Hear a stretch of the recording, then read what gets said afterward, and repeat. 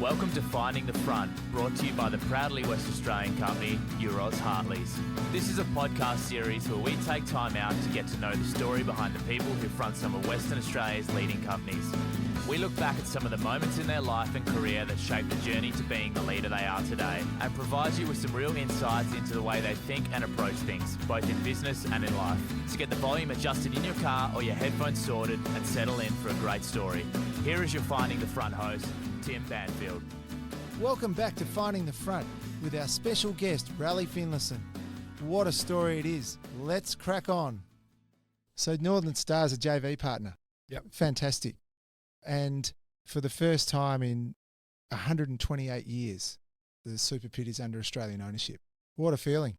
Yeah, pretty special. And special for us, but special for Kalgoorlie Boulder. So population of 32,000 people, and it meant something just about every single resident of Kalgoorlie. And if you go back to, the start of the KCGM itself, in the Bondi area, how amazing that was as a catalyst for the Super Pit to become what it is today, and then to have one owner, and then B, to have that owner being Australian for an iconic asset. Like you think about so iconic. Talking about Super Pit, I can actually go to Harvard and Boston and talk about the Super Pit, and people know what it is more so than they know what the gold mining industry is. So it is iconic, and it's special to be able to bring it back, and particularly to West Australian companies, West Australian led companies, leaders that went to the School of Mines. The synergies are just amazing.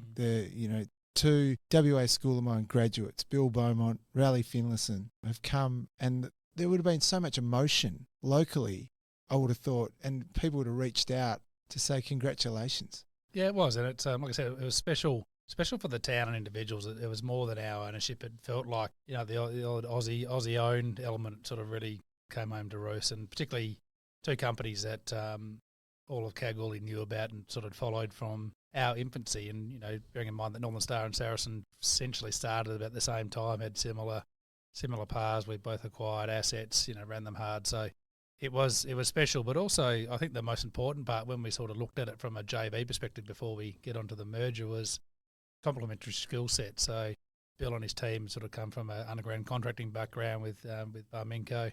Our sort of genesis was with open pit mining, so we naturally worked out who was going to look after each areas, and it was a really remember the first JV meeting, we sat down and we said, okay, you guys will, Saracen look after the geology and the pit side, and Northern Star look after the mill and the underground side. And literally from that moment, I remember within a month we'd said, okay, we're going to start mining a new cutback.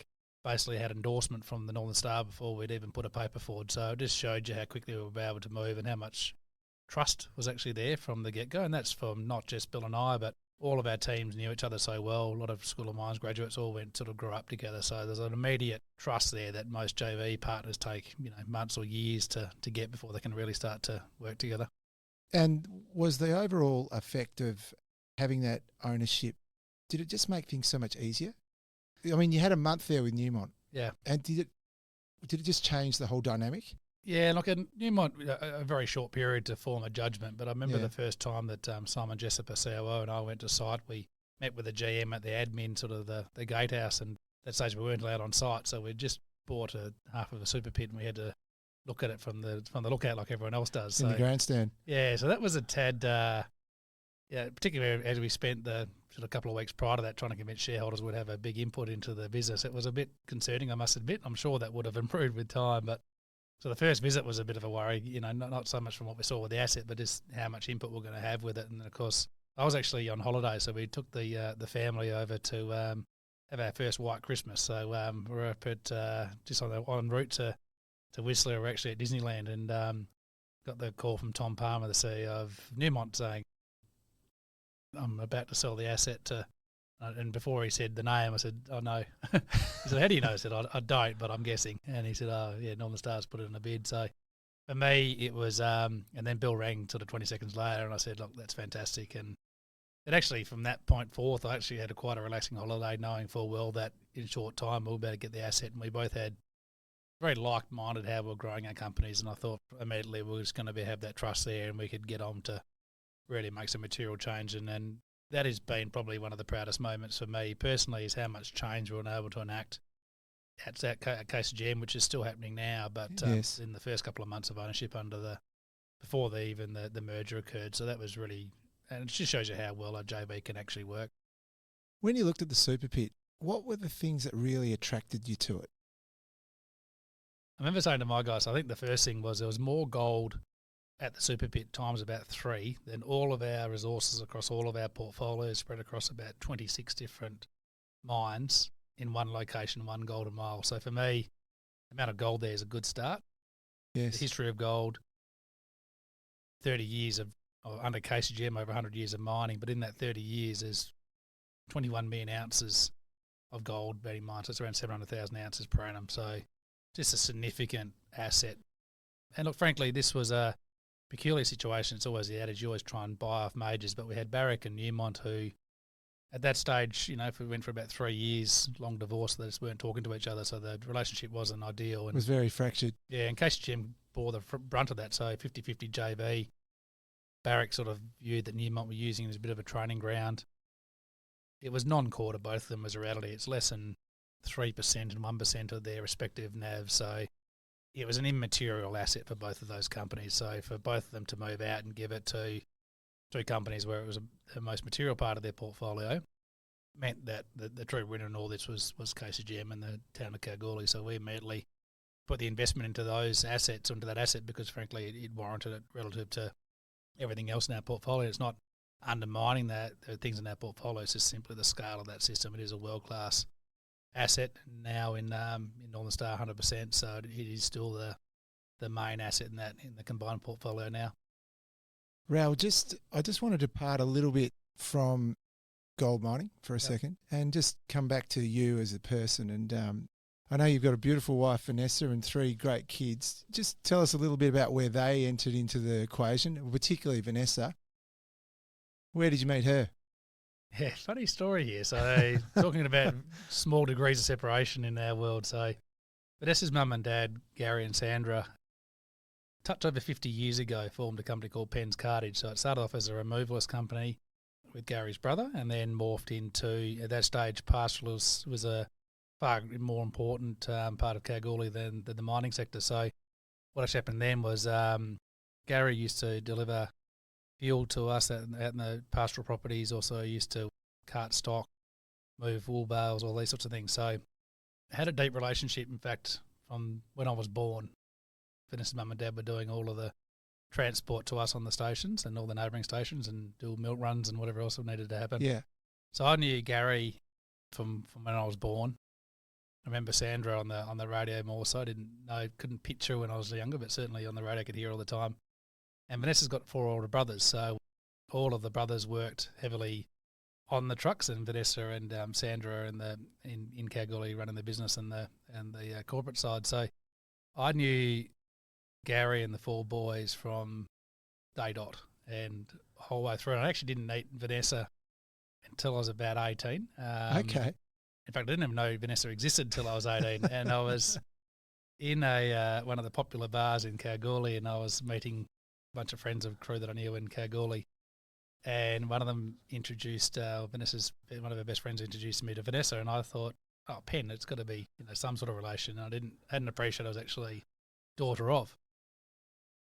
So that's how we first were introduced, and then within sort of 18 months of me, as you would say, stalking her, Yeah. and I think it's the other way around, Yeah. but truth somewhere in the middle.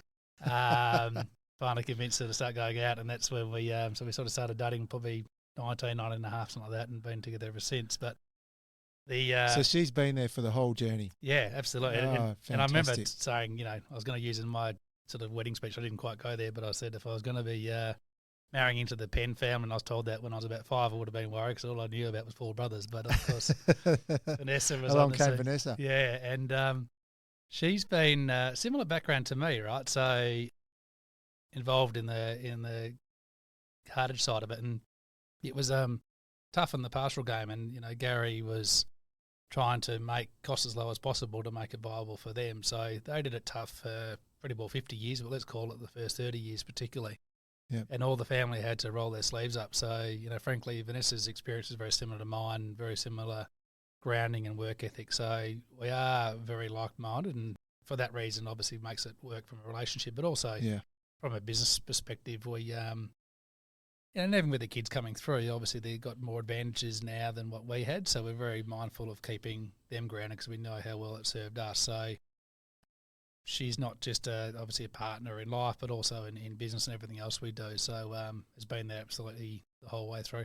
She would have been a great sounding board through some of those, challenging moments, not only in the early days, but even, just what we've talked about. When the big decisions had to be made. Yeah, and particularly those lonely moments. She's very good from occasion I'll come up with a harebrained idea. So she's a very good sounding board to making sure to sort of ratify good decisions and understanding the bad ones. So she's excellent in that regard. But also those lonely moments, like I talked about buying the super pit. Probably the lowest moment I had was when we had a fatality at one of our operations in Carriacadam a couple of years ago. Right, sort of the start of COVID, it was a really tough period for me, and Vanessa's support through that for me personally enabled me to be strong for my team. So, I think the unsung heroes, but certainly Vanessa's been a rock for me the whole way through. Yeah, look, I know that was a tough situation to deal with. Yeah, for all the obvious reasons, but particularly that Saracen was such a tight knit family. Yeah, and that was our first and certainly going to be our last is the plan for over a decade. And there's a lot of our guys had been there for all of that period. And when you start from a handful of people and you grow to 300 or 400 people, you are so close. And this individual had worked across a variety of our sites. Wasn't one of our direct employees, but certainly had worked across all of our sites and been there for a long period of time. And you've got a good culture when it gels everyone together. There's no upside at all from losing a life, but how everyone gelled, how supportive Burncut, the company, and all the individuals have been to the family. Crystal since then has been amazing because there is no positive to come from this, but it just shows you how strong knit and how strong that bond has been over that journey. Thanks for sharing that, Ral. I know it wouldn't have been easy at all. You and Vanessa have got these 3 beautiful kids. I've been lucky enough to watch Scarlett, but Maddie and Henry. Yeah. They keep you young, I'm sure. Yeah. So, again, this is another one of my harebrained ideas. So we've got Matilda, who's 15, just about going on 16. Scarlett to become a teenager next year, and then quite a large gap. So Henry will turn 6 next year. So we had the first 2, and I was sort of keen on the pigeon pair. Didn't quite get that. Sort of pressing Vanessa, quite hard to go back for the boy, and it was a flat no because it was a really bad idea. And I got her an absolute weak moment. I can't remember exactly what it was, but she folded, and along came Henry. So Brilliant. It's interesting having a big gap. Sort of people look at you wondering if it's a separate marriage type scenarios or whatever else. And I say to them, look, all of our kids are IVF bubs, so it's certainly not an accident, put it that way. No. And but Henry's, he's been a joy to us all. He's one of the things the girls are a bit sceptical of the idea at the start, but he's got 3 mothers and all look after him, all pander to him, so he absolutely runs the house. He's a little goer. Yeah. Scarlett's a kind of soul in the world, so she's an absolute gem, and Matilda's into everything, so bright and just loves to do every sport you could possibly imagine. So keep certainly Good both on of you. us on our toes, and they are a joy of fun. So this is all unfolded while Saracen has gone through what it went through with the Super Pit, and then the JVs arrived, and I know ultimately the end result was that Northern Star elected to acquire Saracen. Yep. Was that an emotional decision to make in terms of that, or was it just a logical thing to go through? Both. Yeah. Probably in the end slightly more emotional than logical, but the logic was definitely there. Like you see these mergers come together and it's all about, well, are there genuinely synergies there? But to have the Super Pit under one ownership just meant that the logic of being able to take down the wall, so to speak, like KCGM has been in effectively like a Chinese, like a big wall around it for 100 years. So to bring that down and to really look at the efficiency of the whole Kalgoorlie region, now largely owned by Northern Star, made a lot of sense. So that's the rationale, and we've pegged quite a large synergy value out there, and we're going to comfortably exceed that from what we're seeing early days. So Right. that's the rationale side of it. Yes. The emotional side of it, it's a hard thing to justify to your workforce who have, grown up as Saracen as part of their family, and particularly those that have been there for over 10 years. And, I felt that, and you have those moments where you hope it's the right decision, but at the end of the day, the logic from acting in the best interest of shareholders, does come home to roost, and that's how you need to always think when you're running these things. But Yes. at the same time, the emotion of, losing the Saracen brand, and I talked to a lot of my people, there's lots of conjecture at the start about the name and, should it be a combination of the names, and I sort of talked to it like a great in a footy club, and they retire the jumper and it's retired forever. Once Saracen was retired, it's retired forever.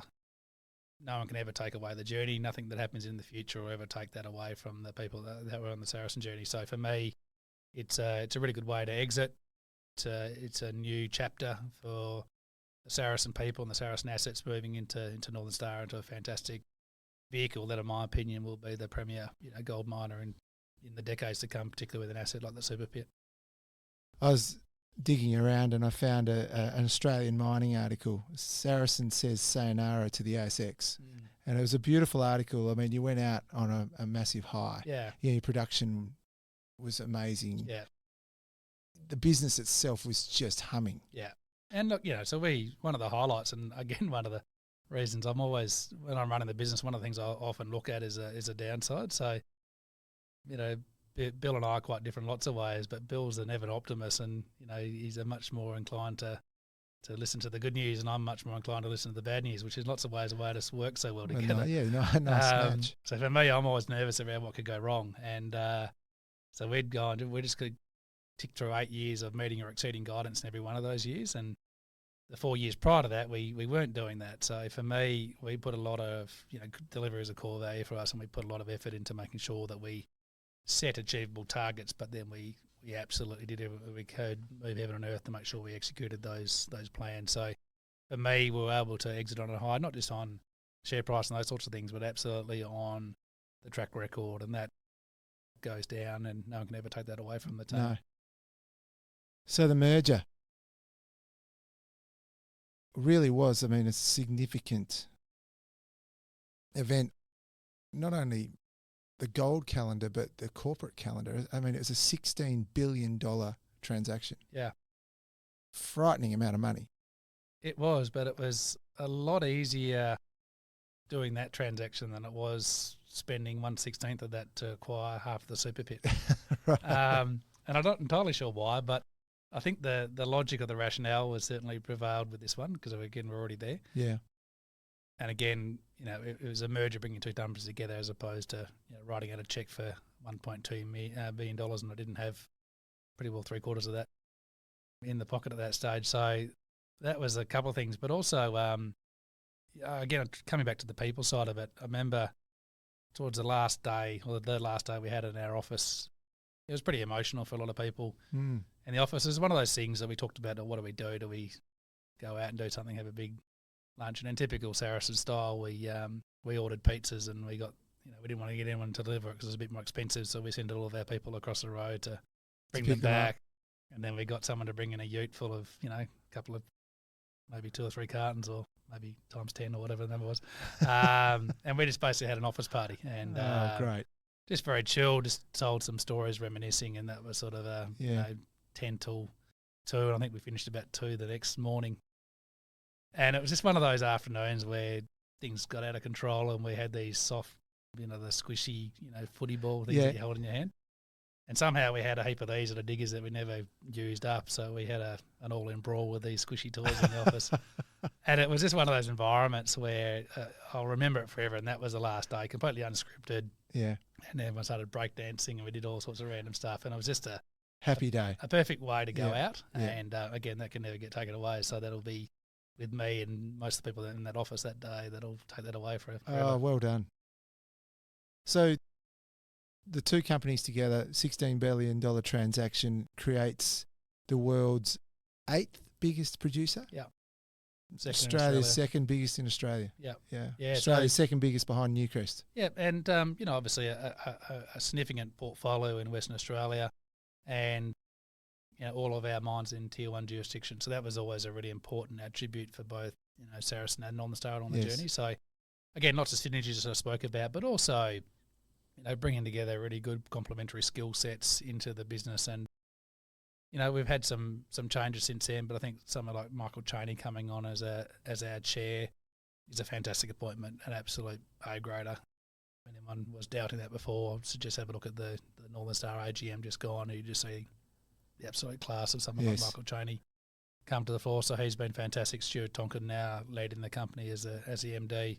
Because you started out as the MD. Yeah. So, and I had that sort of, when I brought it together, it was actually coming back to Super. There was a moment where I knew continuing to run a company of that size wasn't for me. And actually, what it was is when we brought the Super Pit, and then sort of COVID wrapped around really quickly. So that was sort of late 2019. COVID obviously struck in early 20.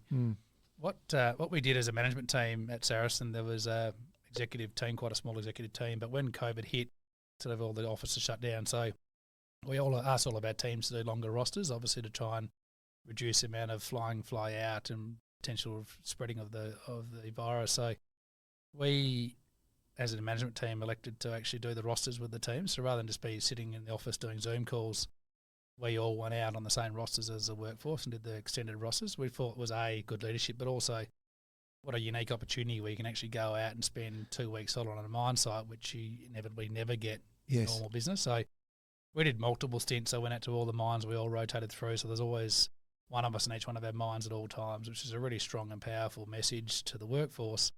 Ask them to roll up the sleeves and do the longer rosters, but also, particularly when I went to the Super Pit, I did some stints there. It was very early on after the JV, Northern Star taking over Newmont, and got to go back to the roots. I was doing mine designs and looking at schedules and ways of optimising, and we got our costs from $6 a tonne down to $3 a tonne within 3 months. Halved it. And it was just phenomenal, the reaction from the team that had been sort of not able to really hit their straps. So we just took all the barriers and let them actually open up. And for me, I enjoyed that immensely. Lots of things negative about COVID, but for me, that was a really unique experience. So that was the sort of the moment I realised I'd much rather be rolling the sleeves up, getting into mine design schedules than it was. As a company gets bigger, all of a sudden your job changes a lot. And for me, that's what I knew, that really going down the curve again was going to be my natural next step, as opposed to having to deal with a bunch of other things which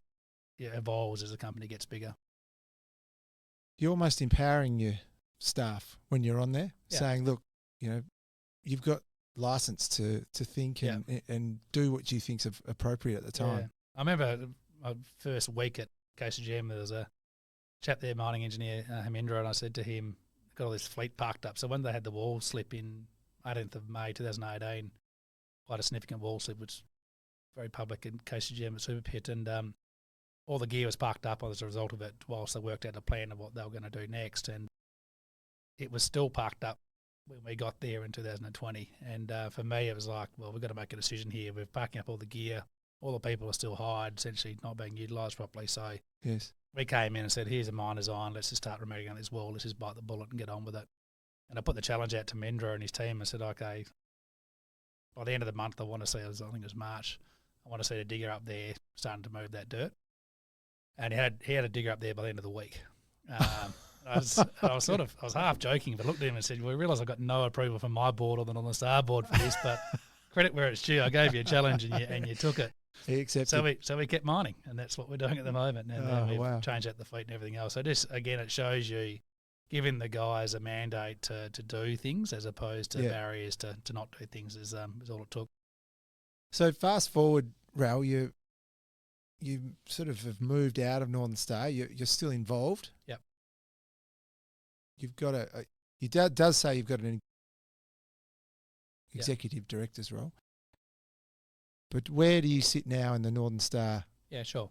So handballed the MD reins over to Stu and was involved in executive director phase for about 3 months. And then I was going to immediately transition to NED role, and coming back to Michael Chaney, his advice, having been on the Harvard course a couple of decades prior, was actually to immerse yourself into Harvard and don't have any other distractions. So his advice was step off the board, finish the course and then come back and jump back on the board. And it was really good advice, and I'd give that to anyone. If you're going to commit to doing these courses, you can do them being busy, and there are some people on the harbour course at the moment who are trying to run their day job as well as doing this, and you just don't get to immerse yourself. So stepped off, and I'll come back in April 4th and come back on the board as a non-exec director. And that's primarily to, like I said, a lot of my Saracen people are within that business. The assets are still there, so obviously got good familiarisation with the assets and the company, but also the people. And I'm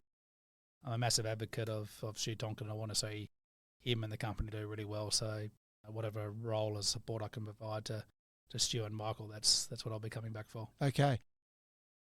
So part of that transition is also we've got Harvard, but then you've got a new role that's coming up. Yeah. And that's with Genesis. Yeah, so Genesis Minerals. And again, sort of degrees of separation. So I opened the conversation about talking about where Genesis asset was located, right on the boundary where my grandfather and my father and see uncles and aunties all grew up, and then neighbouring onto the property where I grew up. So steeped with history from a nostalgic point of view, but also pretty significant belt in the goldfields region, northern goldfields region, up around sort of Leonora, going right up through to Leinster and Laverton. So for my mind, the rationale behind it was some significant exploration upside there, and Michael Fowler, who's been running this company for the last decade, has done a phenomenal job growing the resource base from nothing to 1.6 million ounces as it stands at the moment. So lots more upside there with the drill bit. So that's the first thing that fascinating me. Reminds me very similar of the Carasoo Dam when I first got involved there in 2010. So simply putting money into the ground is going to yield some really good return there. Development ready asset. So for me, it's ready to turn onto a mine if we want to at some juncture after we've grown it to a certain stage that we're comfortable to pull the trigger on that. But also strategically located. There is, what's interesting about that area, if I put a dot on the map of Leonora and draw a sort of 100-kilometre arc around Leonora, when we bought the Thunderbox operation in 2014, there was one mill in Leonora at Gwalia operating at 1.3 million tonnes per annum. This time next year, there'll be over 15 million tonnes of capacity. So it's gone from 1 million tonnes to 15 million tonnes of capacity. So huge. The area has ramped up a lot. And these resources are getting depleted reasonably quickly. So for us at Genesis, plans to grow the resources and try and buck that trend. So that's the rationale and the why. And probably the other thing on gold, I remember jumping into gold and there was a bunch of shareholders and onlookers surprised I went into gold and not into sort of the battery thematic. And for me, coming back to your question around Guido Steltari, what he taught me is having that contrarian view. It's very difficult to swim against the tide, but often quite rewarding. So trying to not sort of follow the herd, whichever the direction the herd's going, and actually trying to buck that trend. So for me, knew gold really well, knew the landscape really well, but it was made easier by the fact that no one was talking about it. In fact, when they were talking about it, they're saying unkind things. So I've got a funny feeling that gold's had a history over 100 years of surprising people, whether it's good and going bad or bad then going good. For my mind, gold's in an interesting space, and if it hibernates for a couple of years, even better, because we'll just steadily go away and build our resource base. But at some point, it'll have a run again. Bearing in mind, it's still a pretty handy price at close to 2,500 Aussie at the moment. So can't complain too much. No. But the sentiment is actually against it, which is what I quite like. So if you're an optimist, where do you see gold at some point? Now that's a tough question, but where do you see it? It's a really easy question, Tim, because I'm not an optimist. I said that at the start. I think gold price is going to go down, and I always say that, and I always think that, and I try not to think about the alternative, because frankly, if you think about the alternative and you run your business on the basis that your commodity's going up, I think it's a really poor way to run your business. I'm always running the business on the basis I think it's going to go down. Yes. So plan for the worst and hope for the best. So that's my motto, and I'll never waver from that. So plenty of reasons and justifications why people think gold price will go up and down. Frankly, I'm just going to assume it's go down and run a business as hard as best we can. Raul, you're now doing the course in the US. Just out of interest, how are you finding the US? What are you seeing over there at the moment? Yeah, it feels like a different world. Obviously, Western Australia feels like a different world to the west of Australia as well, mind you. But so for me, the journey started in Perth, flew over to Alaska to start with, and actually spent a week at the Pogo operations, which was great. So we actually did a merger and I hadn't actually got to be able to go over and see the asset, which in normal course would be one of the prerequisites of doing that, but of course with COVID restrictions. So Yes. it was great to get over there. Jim Coxon's a friend of mine from right back in the early Kalgoorlie days. He's a GM over there, doing a fantastic job. And the guys have had some absolute challenges with COVID and other things, but a testament to what they've been able to achieve over there. It's actually phenomenal. It is a remarkable place of the world and also a remarkable mine. So I'd spend a week there and then up to Boston, and it feels, besides sort of compulsory masks indoors, it feels like a different world. Like the US is, and similar to most parts of the world, is sort of living with COVID, and it's completely different to what we're experiencing here in Western Australia. So it was quite a shock, but also a shock back to what I remember the rest of the world being like. Yes. With the lectures and that sort of thing that you're sitting in with Harvard, you mentioned earlier they're wearing face masks. Yeah, so a new precedent for the professors over there. So they're obviously used to teaching where they're not wearing masks and relying a lot on body language to making sure absolutely, they're sort of, you're understanding what they're saying and being able to convey that way. So that's obviously missing. So that's one of the downsides. But I must admit, as I said, being there in person as opposed to the last couple of years where they've been teaching the course online is it's a remarkable difference. And obviously a big chunk of why these Harvard type courses are so valuable is around the networking. So there's 146 people from just about every dot on the map and on the globe represented there. So the network element's amazing. Phenomenal. Speaking people that frankly have had no idea about gold mining or Australia, frankly. So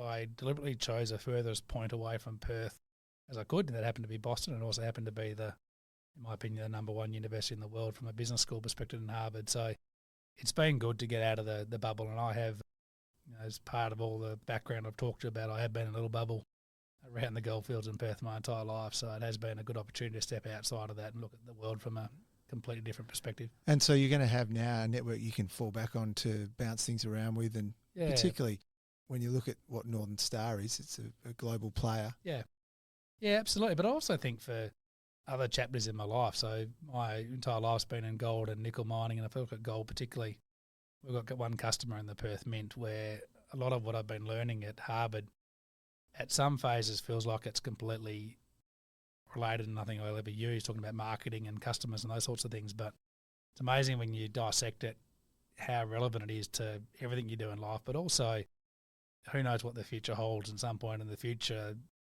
in a different sphere. And I'm sure I often say to people, you sort of forget the exact moment you learned something. And I'm sure there's all these tools and learnings of things that right now feels like I'm not sure when I'm ever going to use them, but I'm sure in 10, 20 years' time or even shorter, I'm looking back going, oh, wow, this is something I'm applying now, which I've learned from my time at Harvard. Absolutely.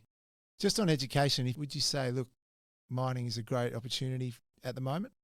Absolutely. And I think, again, coming back to the why, I sort of have such a passion for this. It's around sort of bringing the next generation through. And part of my role with Western Australian School of Mines as a president of the alumni was one of the things that Saracen started and Northern Stars continued is running these mining camps. So we'd grab a bunch of first-year students at universities doing, say, a broad engineering course and run them into Kalgoorlie and show them the super pit and show them the accommodation and show them the college and then show them a whole bunch of mines and give them an exposure, because I think mining sort of cops a bit of flack from an ESG perspective at the moment, and some of it's warranted, but if I look at when I started my career, I think some of the practices of mining were pretty terrible, and now how mining's evolved with so much more focus on ESG and the environment, I think we're 10 times better, and yet our focus is 10 times more critical. So in actual fact, I think it needs opportunities for students to come and actually see it firsthand. So that's been something that I was really proud of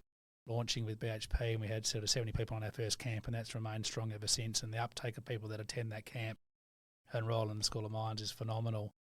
So I just encourage people to get out and have a look. And in fact, to that point, Matilda, my oldest, actually just spent a week at the super pit of all places. As part of her work experience for year 10 at St Hilda's. So she got to go underground and spend some time with the geotechs and talk to the geos and look around all the different drill and blast crew.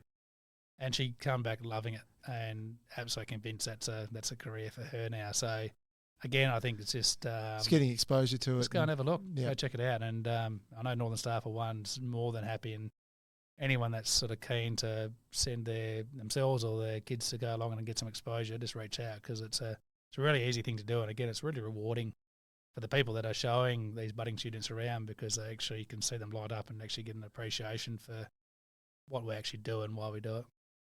Yeah, I think mining in Perth has got such opportunity. Yeah. I mean, it's really a centre of excellence. Yeah, and I think hats off. I talked about St Hilda's, and they're sort of launching the STEAM program, really focusing on the sciences, and particularly doing that for an all-girls school. I think it's a really good opportunity, and something that, frankly, should have been done a lot sooner. So I think the more that the schools can do to demonstrate these opportunities, not just in mining but all the sciences, should be taken, as an absolute priority, because we are in the heart of the mining sector and the resources sector here in Western Australia, so we need to be doing all that we can to make sure our young ones at least get an opportunity to see what it's all about. Raoul, just furthering that, when you look at the gold mining sector and the mining sector across the board, you get a feel that we are ahead of the game, or, just tell us a little bit about, what it means to be, you're in the heart of it. Yeah, so and the people and the experiences you get, and there is a real camaraderie within the sector. Yeah, there is, and I think talking about being in the heart of it, again, coming back to having just come back from POGO operations in Alaska, Jim Coxon I mentioned earlier, so he's essentially spent the last 20 years in Kalgoorlie, and he said one thing he didn't fully appreciate going from Kalgoorlie to Fairbanks was you can't drive down to the main street of Fairbanks and see all these mining related services there. So whether it be contractors, suppliers, parts, whatever, all of a sudden if you don't have something, it could be weeks or months before you get that to site. So he said, you don't sort of fully appreciate how much you have until you move. And I think, Kalgoorlie being the epicenter of the resources sector, we are absolutely blessed. Part of my thesis I'm doing for Harvard is sort of talking to a bunch of stakeholders around, what does good look like for Genesis and the sector and whatever else. And I remember a particular fund manager said, just don't underestimate how good you've got it in Western Australia and how difficult it is for companies to branch out of that and sort of take for granted what they have in their own backyard. So for me, that's been one thing that's sort of come home to roost. So we are absolutely blessed from that regard. And as far as the camaraderie goes, that's sort of, again, it's such a small industry. And I remember when I started out at Saracen, I'd never look at the quarterly reports of my peers, hoping ill on my peers, going, well, we want to be better than them, and you sort of want to outperform them. Competition. And naturally you do that. And Guido said to me, he said, look, do that in jest, but at the end of the day, when the sector does really well, we're such a small sector, if we're actually all doing well, we'll attract a lot more money. But if we have a couple that aren't doing well, they'll leave in droves. So I learnt that pretty quickly. So for me, where we can help out, we try and help each other out, because at the end of the day, a strong sector, particularly in the gold space. And we saw that. We went for a phase there where North Americans were viewed as a lot better management than the Aussies, and then we went for a phase where we were ahead. The North Americans are back on top again. So we just try and do things as a team, because if we can do it as a team, we're all going to be better off. Raoul, are you reading any books at the moment? I know you are an avid reader. I got 48% for my TE English at thing, so in year 12. So I wouldn't be the poster child for books. I probably read, I don't know. I was going to say pre-Harvard, I probably read 6 books in my life. I'm now up to about 12 because I've been. Well, I was thinking you're doing a fair bit of travelling at the moment. Yeah, so or are you being sort of on the TV? No, so I've actually been.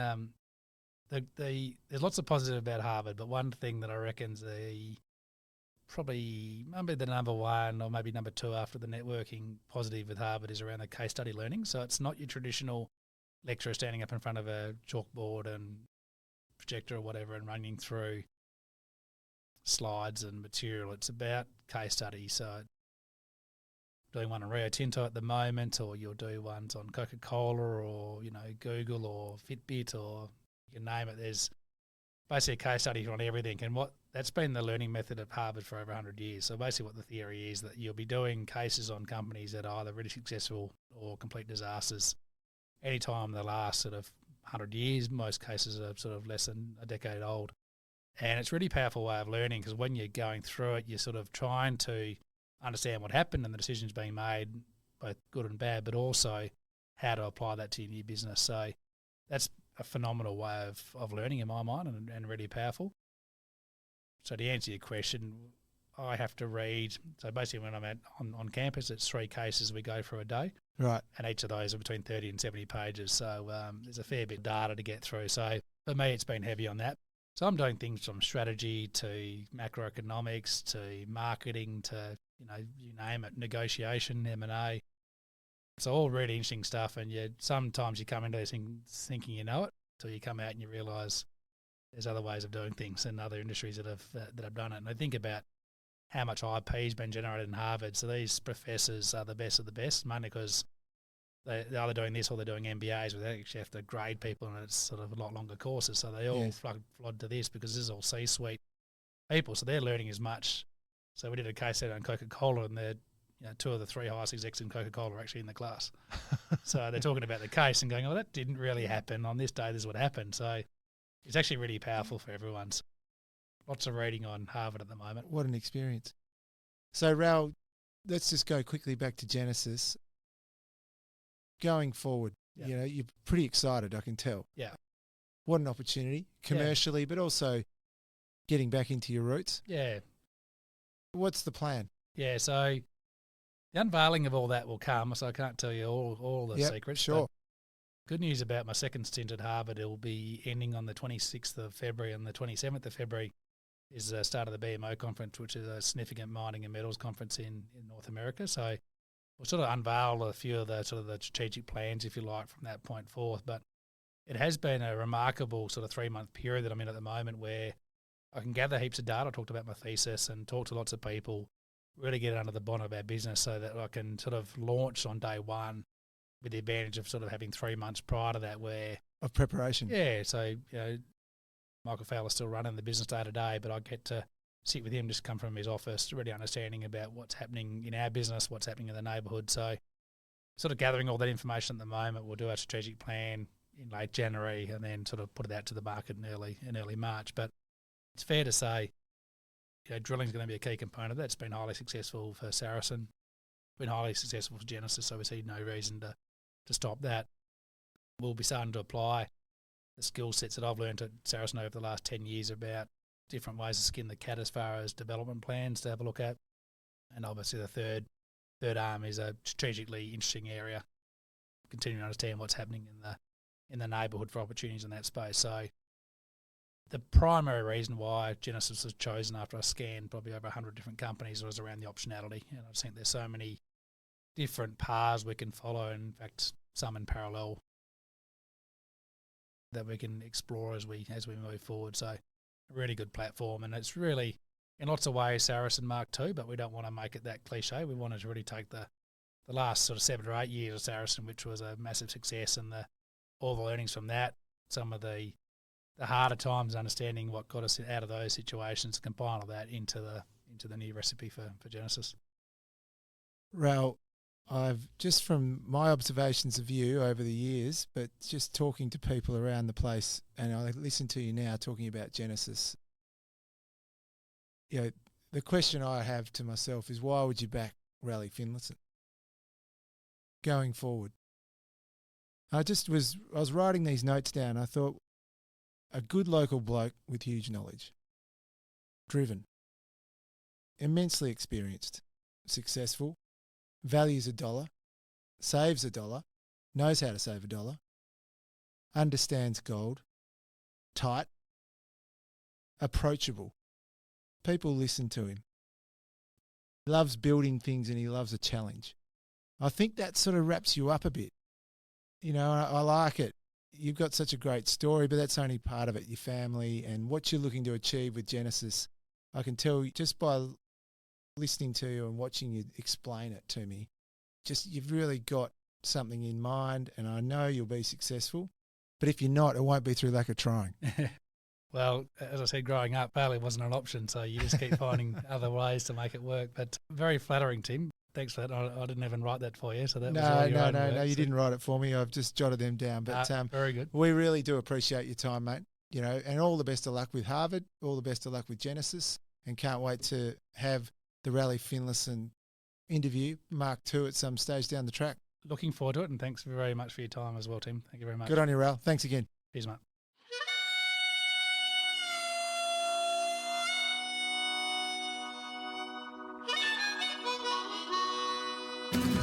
Thanks for listening to this episode of Finding the Front, brought to you by the proudly West Australian wealth management and diversified financial services company, Euroz Hartleys.